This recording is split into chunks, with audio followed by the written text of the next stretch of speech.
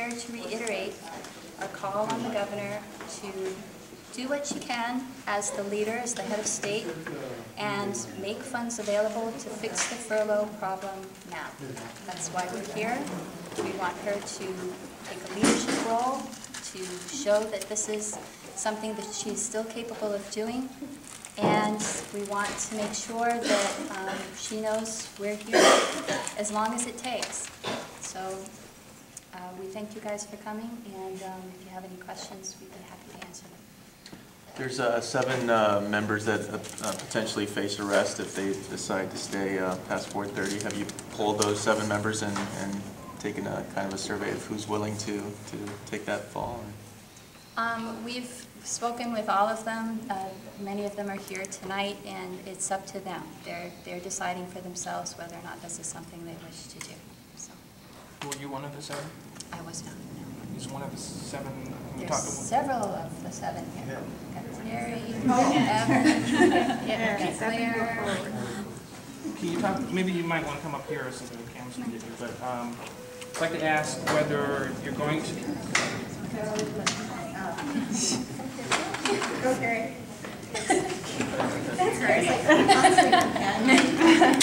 I'd like to ask whether you're going to stay tonight, and if so, why are you going to take that risk? I'm only staying till about 8 or 10 because I have plans after.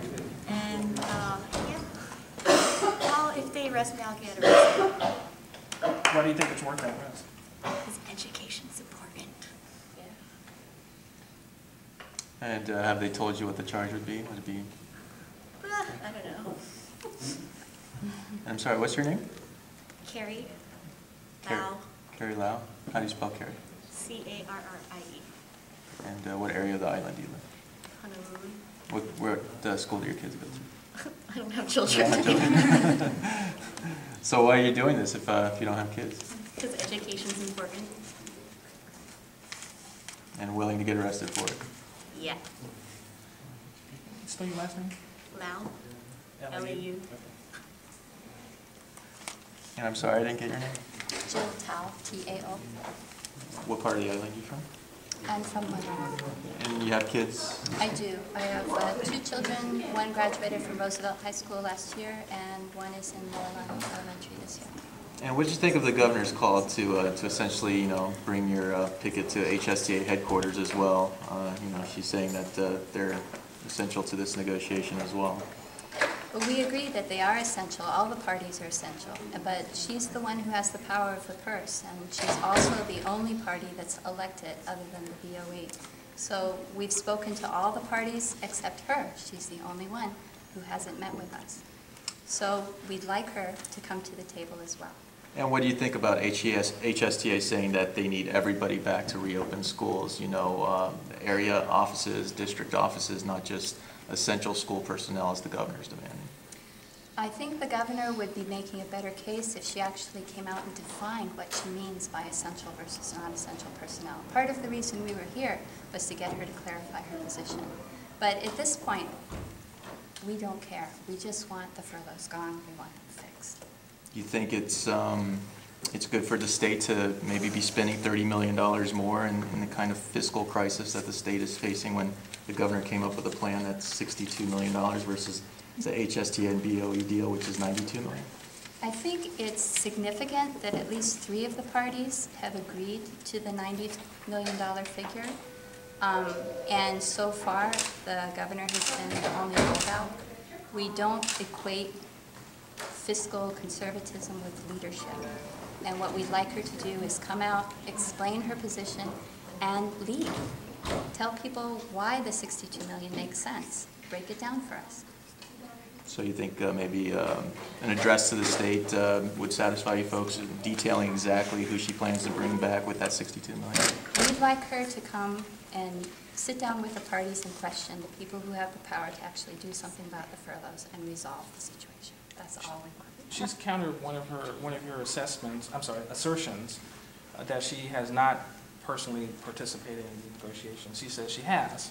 So we understand, and she's called it what? Patently false. Yeah. Well, we've been at some of the negotiations and watched Linda Smith walk into them. but not seen Linda Lingle herself. And from what we've been told by the other parties present, she has not personally been present when negotiations matter. It's not that she's not involved, it's that she's not present at the negotiations. That's the time when all the parties are gathered together and where the hard compromises are made. You know, when you have to get people to give things up. I mean, they're not going to be willing to give something up if you're not there. So she needs to be there. The governor did issue a list of what she considers essential personnel, saying that she took that list directly from BOE and HSTA, essentially brings back cafeteria workers, janitors. I think the only thing that she's resisting not to bring back is the area offices, the district offices, those what she deemed non-essential personnel. So if you could have some kind of plan with all parties involved that brings back only what the governor deems essential personnel, would that be acceptable to you? It would have to be a list that was acceptable to the DOE and BOE as well. What we understand is that she gave them the criteria of if this person called in sick, would they have to be subbed? But no, her list also excludes librarians and athletic people, clinical psychologists. These are not really good people to not have in school. I mean, kids have missed so much school already. They got to have their library. What's the point of going to school without books, right? Probably most of you, maybe none of you, knew much about the minutia of school bureaucracies, the politics of money and labor contracts. So I guess I wanted to ask one of you, to what extent has this all tire you out? How much have you learned from all this? It's been highly educational. I know, right? Close the schools and we get an education. But I must say it's been educational in a good way. I think all of us now understand much better than we did before how important our role as informed citizens is. And that's something that we all need to take responsibility for.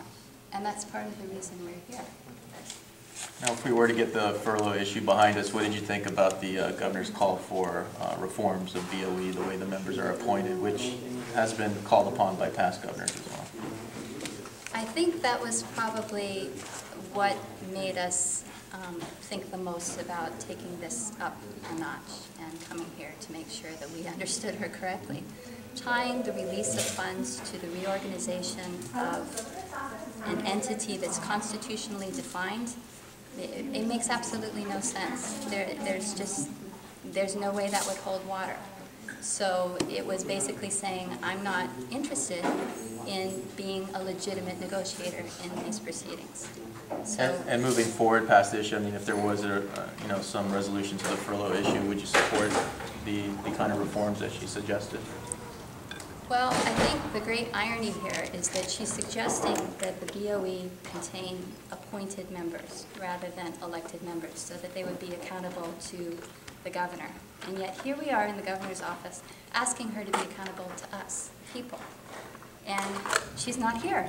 So how does that speak that the plan that she's proposing is going to be any better?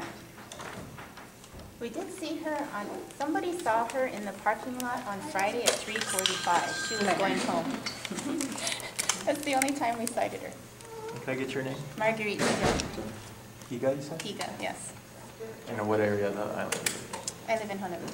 Kids? Yes, one. In school? Yes. Which Yes. school? Noelani. No, like, yeah. The other thing that I'd like to say is I think we've all become a lot more comfortable in here.